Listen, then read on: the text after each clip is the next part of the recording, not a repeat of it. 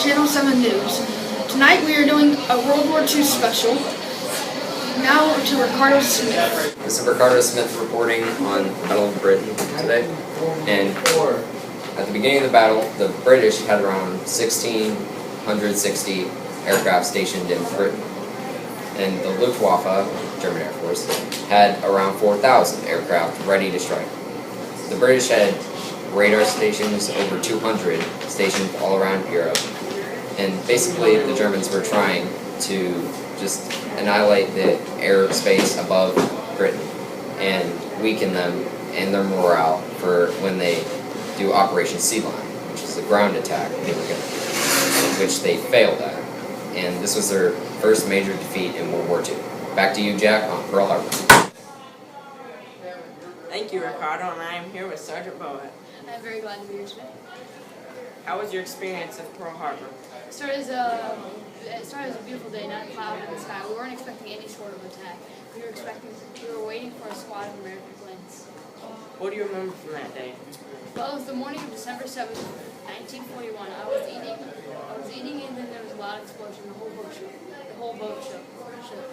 I grabbed my M1 Garand and started shooting in the air at the planes. I ran off the ship, and I would not stop until I reached cover. Why did Japan attack Pearl Harbor? The Japanese wanted to control the whole Pacific Ocean, so they planned a sneak attack on us, but we defended our ground. Okay, thank you, Sergeant Boat. Now to Dwight D. Eisenhower. Now we are here with General Dwight D. Eisenhower. He was one of the men who made the plans for D-Day. Thank you for doing this interview with us. My pleasure. So can you tell us the code name of the beaches and what countries attacked the beach? Yes, the code names were Omaha, Gold, Sword, Utah, and Juneau. U.S. invaded Omaha and Utah. Great Britain invaded Gold and Sword.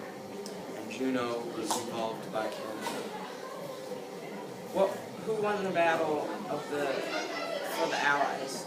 The Axis didn't know which beach was heavily forced and which one was not heavily forced. So they were guessing, and we were able to get into the country. What was proposed of D-Day? What was the purpose of D-Day, actually? So we can get into France, which the Axis control, and set into the Allies control. June 6, 1944 will live on in history as one of the biggest victories in America. Thank you, Jonathan. Today we are here with Sergeant Boat and Sergeant Thomas to talk to you about the Battle of Okinawa. Thank you for letting us come today. So what did you have for us to talk about today? Well, the Battle of Okinawa was a gruesome battle. This was one of the bloodiest Pacific Island battles. How many people lost their lives? Well, there were about 250 total deaths. 150 were Okinawans. The other 100,000 were U.S. people. What went on in this battle and what was it about? This involved the Japanese island and the U.S. The U.S. attacked the island. Hold on, I just realized something. I actually said... Okay, that's enough. The camera started. Come on. That's enough. Okay. This is meteorologist John Johnson reporting to you with the stuff that makes news. First, Adolf Hitler is killing about 6 million Jews, but that's not a surprise because he obviously hates them. Next are hedges. It appears that they are slowing down the Allied forces into Hitler's fatherland, so be careful out there. United States Marines might need to watch out for those. Just so that the world knows is that this is not a secret anymore. The first atomic bomb will be dropped on Hiroshima, Japan on August 6, 1945. Just so that everybody knows. Stay in your houses. There might be a little bit of radiation. Now we go to the 7-day forecast, but first, it's live footage from Theodore Baer at the Battle of the Bulge. Thank you, Johnson. This is reporter Theodore Baer reporting to you live at the Battle of the Bulge on December 16th, 1944. It is very ferocious snowy weather and fighting as the Americans advance into Bastogne to defeat the Germans' last stand.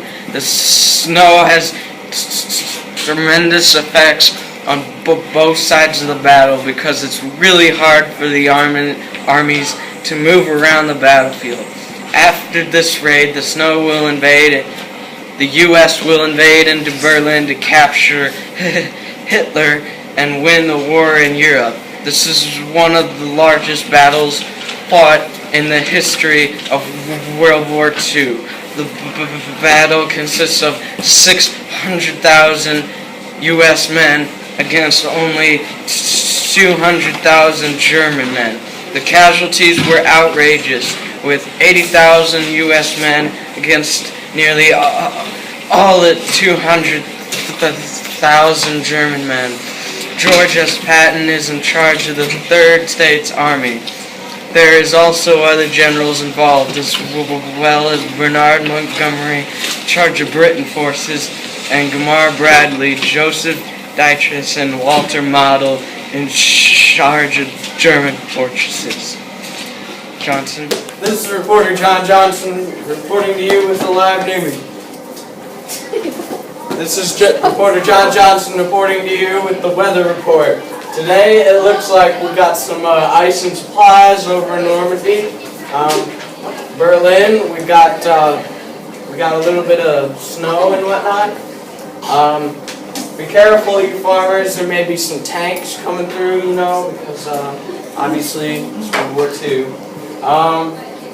And now we go over to Nagasaki, and it looks like there's going to be a very bright explosion, just a tad bit of radiation.